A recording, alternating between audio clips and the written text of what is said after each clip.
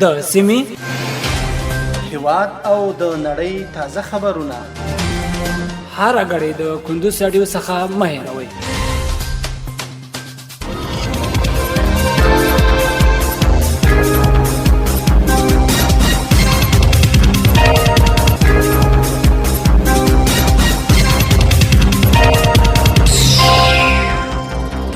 السلام علیکم. د کندوز رادیو درنو اوریدونکو ستړي مشئ. په مړند د کندوز رادیو څخه د دې سات تازه او مهم وروستي خبرونه ته نن سه شنبه د هود یا د کب د میاشتې اتمه د 2023 میلادي کال د فبرवरी میاشتې 28 نیټې سره سمون لري. روانه خبري سرویس درته زه سیر احمد سایل وړاندې کوم. خو په سر کې هم د سو مهمو خبرونو سرټکی.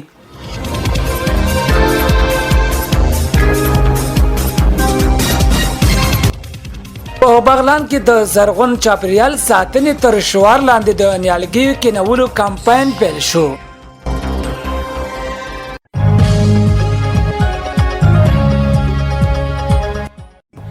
په کابل ښار کې د اصنافو ټولنې استازو خپل ستونزې د ریاست الوزرا د اقتصادي مرستیال له سلاکار سره شریک کړې.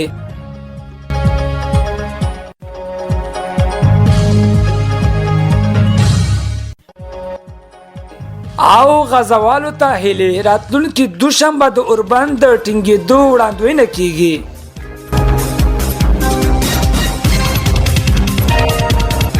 اوس هم بشپړ خبرونه. په بغلان کې د زرغون چاپریال ساتنې تر شعار لاندې د نیالګي کینولو کمپاین پیل شو.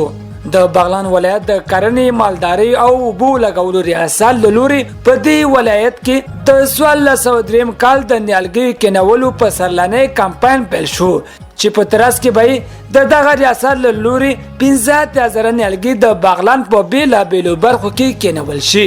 د بغلان د کرنې مالداري او اوبو لګولو رئیس قاری محراب الدین بلال ویل هڅه کوي سوراتونکو کال کې 15000 څخه ډېر میوه لرونکي او بې میوې نیالګي د بغلان په بیلابیلو سیمو کې کینوي. د ولایت مقام ریاست دفتر رئیس مولوي لال جان راشد ویل د هیواد هر وګړی د مسؤلیت او وجیبه ده ترڅو د خپل هیواد په سمسورتیا کې ونډه واخلي او خپل هیواد سمسور کړي. د بغلان د اطلاعات او کلتور رئیس مولوي اسد الله مصطفی هاشمي وایي چې د دې ولایت اوسیدونکو د نیالګي کینولو او د نیالګي د ساتنې او پالنې کلتور عام کړي او هم دې هڅه وکړي چې سو په خپل کروندو کې د نیالګي کینولو ترڅنګ د ونو او ځنګلونو د پرې کولو څخه لاس واخلي. د یادونې وړ ده چې سونې وړاندې د بغلان چاپریال ساتنې ادارې لوري هم د نیالګي کینولو کمپاین پیل شوی و چې په دې سره په دواړه کمپاینونو کې 350,000 نیالګي په دې ولایت کې کینول کیږي.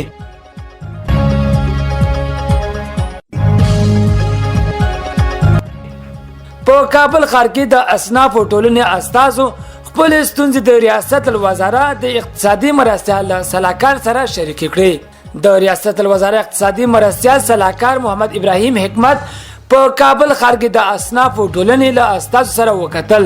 باختر اژانس د ریاست الوزرا د اقتصادي معاونیت د مطبوعاتي دفتر معلوماتو لمخې په دې کتنه کې چې مالیه او صنعت او سوداګري وزارتونو او د کابل ښاروالۍ استازو هم حاضرو. په کابل ښار کې د اصناف ټولنې استازو د مالیاتي اسنادو د بررسي جوازونو د ورکړې او تمدید د ذخیره ځایونو د تثبیت د تبلیغاتو لهو د نصب او نور برخو کې خپل ستونزې او وړاندوینه شریک کړي او د رسیدنې غوښتنه یې کړې ده.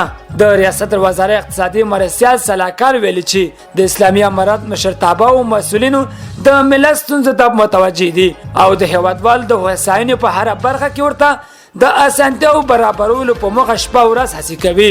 هغه په کابل ښار کې د اصناف ټولنې استازو ته ډاډ ورکړی چې د دوی ستونزو ته به د قانون په رڼا کې اړوند ادارې پر وخت او ښه ډول رسیدنه وکړي.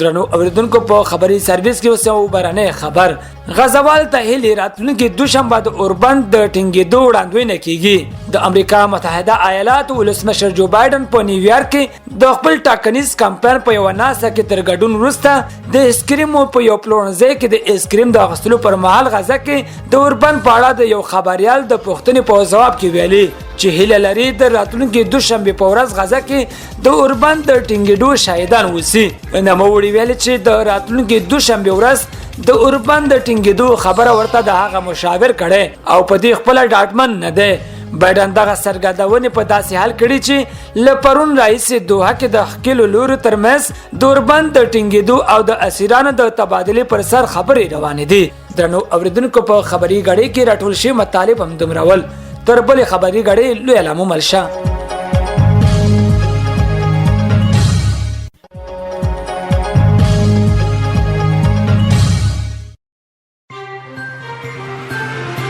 د سیمې هیواد او د نړۍ تازه خبرونه هر غړي د کندوز رادیو څخه مه هېروئ